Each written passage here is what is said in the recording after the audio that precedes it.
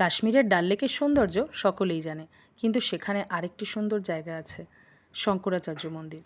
অনেকেই ভাবে বোধহয় ওঠাটা অনেকটাই কষ্টসাধ্য। হ্যাঁ, তা একটু কষ্টসাধ্য।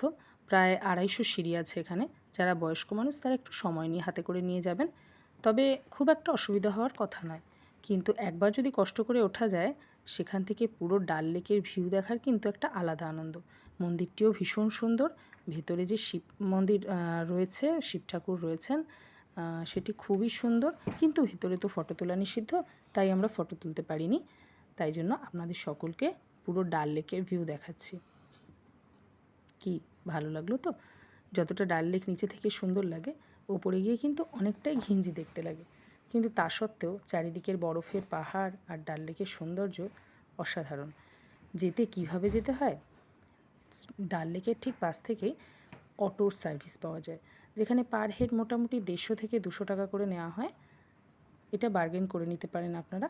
সেখান থেকে পুরোপুরি আপনাদেরকে মন্দিরের কাছাকাছি পৌঁছে দেওয়া হবে এবং ওখান থেকে আমাদের ফেরতও আনা হবে, কিন্তু ওই সিঁড়ির নিচে অবধি।